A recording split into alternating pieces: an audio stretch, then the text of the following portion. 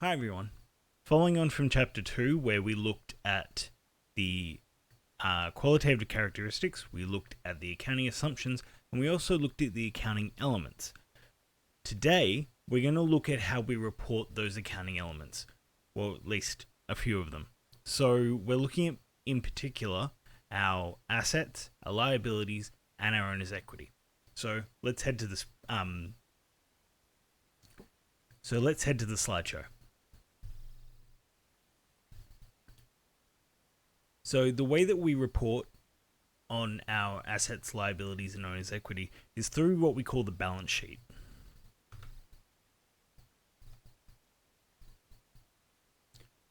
So the way that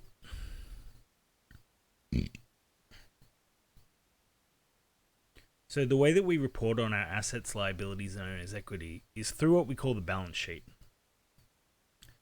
The balance sheet is a report that gives us our financial position at one point in time. So rather than looking at what we've done across an entire period of time, a balance sheet is really about a snapshot. And it follows the following equation. Assets is going to be equal to our liabilities and our owner's equity. This is because of the fact that all of the assets of the business have to be taken from somewhere. They're either paid for by the owner or they're paid for by an external entity, at least at startup. Once a business has developed its own sort of system and it's been running for a while, it might have profits that it can draw on, but those profits again belong to the owner, so we still consider that owner's equity. So all the assets are going to be equal to the liabilities and the owner's equity of the business. So we can also put this equation into a different form where we have owner's equity is equal to our assets minus our liabilities. This fits our definition of owner's equity, where we say that it's the residual economic value once liabilities are taken away.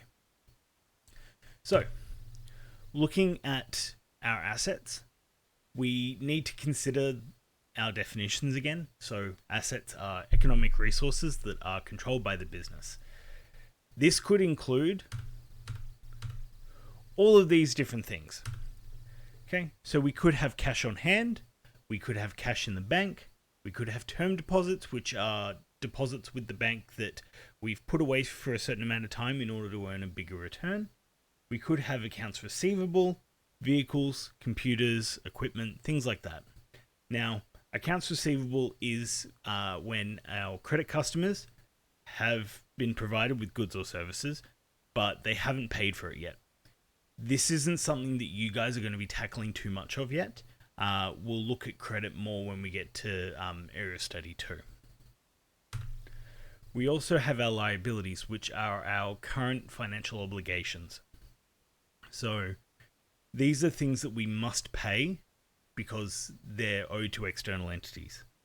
They could be overdrafts, accounts payable, which is the opposite of our accounts receivable. So we've received goods or services on credit and we need to pay them. It could also be short-term loans, mortgages, things like that. Pardon me. Now, breaking it down a little bit further, and you would have heard this listening in on the Year 12s, we can go further with our balance sheet. We don't just have assets, liabilities, and owner's equity. We break it down further into current and non-current. So, this is what we call a classified balance sheet, by the way.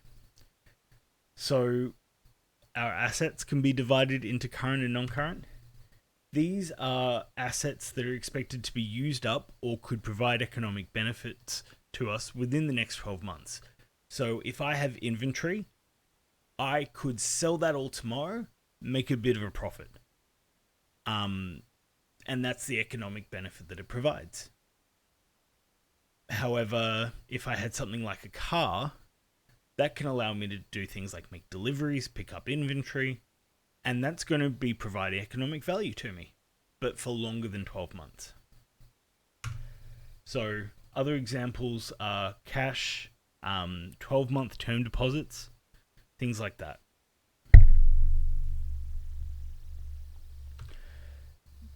As I said, our non-current assets, they're expected to last longer than 12 months or take longer than 12 months to provide an economic benefit. If a term deposit was a 2-year term deposit, for example, that isn't going to provide that economic benefit until 2 years down the road. So for that reason, we don't consider it. Other things like vehicles, land and buildings, stuff like that, that's going to provide economic benefit for years to come. So it's considered non-current.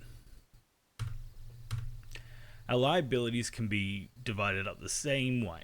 So we'll have obligations that need to be settled within 12 months. So it says here the classification would include such items such as bank overdrafts, accounts payable, and short-term loans, less than 12 months. The thing that we need to consider is that even with long-term loans, which are normally non-current liabilities, there is a portion of it that will most likely have to pay in the next 12 months. So quite often you'll see loans being split up into a non-current part and a current part. So an example of a pure non-current non-current liability is a loan that only has a repayment of principal, so the loan amount itself, after 5 years. Or a mortgage, for example, where you only pay off the principal at the end of it, but those aren't common, and I usually won't be providing you those in your work. So, one of the main things that we can tell from our classified balance sheet is the working capital. Okay? So this is where we take our current assets and we compare it to our current liabilities. The formula that we use is current assets minus current liabilities. Here's an example that is nice and straightforward. It kind of indicates how the business is running. So if we have $100,000 of current assets and $80,000 of current liabilities, that means that we have $20,000 of working capital left over. So this means that if we had to pay off all our present obligations in the next 12 months, we would still have money left over. It shouldn't be a difficult task, even if something happens like our stock becomes slightly obsolete or one of our accounts receivable can't pay. We'll still have money left over in order to pay our liabilities. So usually this would be considered a good position. However, if it was ever to go negative, that becomes very scary because it means that as our obligations fall due, we might not have the assets to pay. We might not have cash, and selling things like property can take a very long time. Even once you have organized a buyer, sometimes settlement and receiving cash can take 3 to 6 months. So working capital removes things like land, property, stuff like that, because it's not viable to turn those into cash to settle a debt.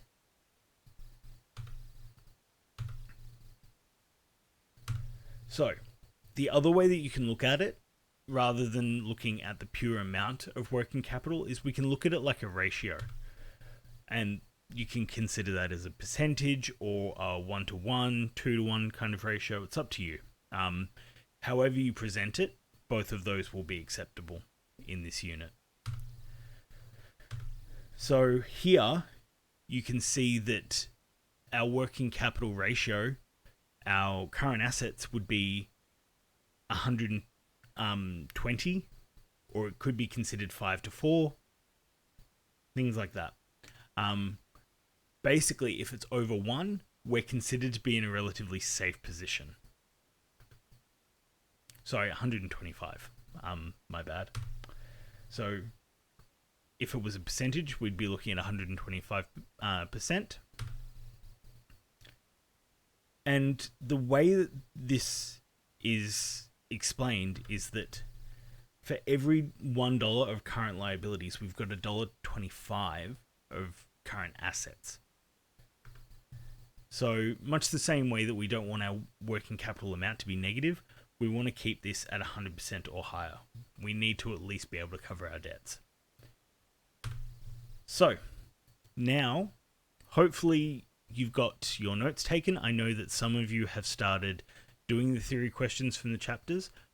I'll display a list of questions that I want you guys to complete for this chapter, but we don't need to worry about that until Monday, where we get into class.